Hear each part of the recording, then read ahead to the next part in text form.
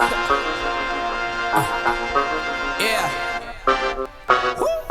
Turn my music up. Yeah, turn my music up. Turn my music up. Turn my music up louder. Hi, Emily. Nice to meet you. Nice to meet you. Okay, tell me about the plan. Okay, so first I just wanted to introduce you to an idea called flow, a concept called flow. Okay. So can you imagine doing something you really enjoy? For me it's surfing. And what's that feeling when you're doing it? It might be that you're not thinking about anything else, time stops, you look back and an hour's gone, you haven't noticed.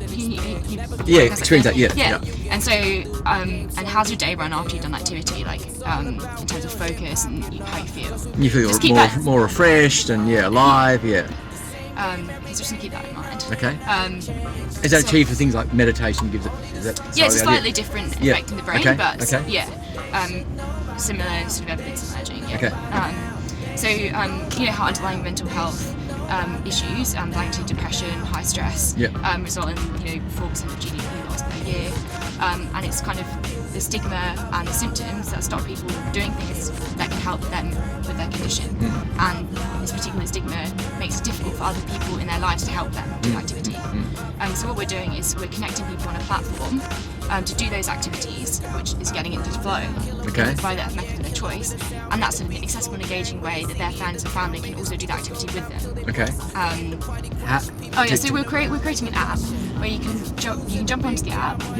There's lists by your area or by interest type. Some of them are virtual and some of them are physical, and you can see what's going on that suits your interests. And there's also a questionnaire at the beginning where if you don't know what your interest is anymore, you can find out what that is. But you're going to charge them on a subscription basis, on a per person who signs up basis, or have you thought about that side of it? I haven't thought about that as much on the focus yet, but their page they'll have a paid page, and that will be, I guess, through impressions. But we definitely want to focus on the commitment. Like if they're coming along often, that's good for us and people, and it's good for their studio. It's a fantastic idea. It's a great idea, and you're absolutely right.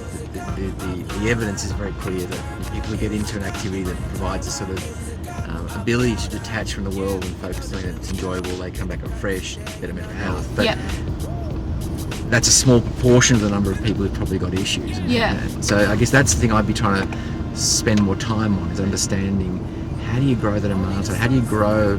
Well, I think in the stages wise, get the supply side guys on for free. That's important. So you have a critical mass there. I think, and on the demand side, I think content marketing, anything you can do to drive traffic into people will. I mean, it's a great thing they're doing, but people will look at funding it on the basis of how they see the engagement curve.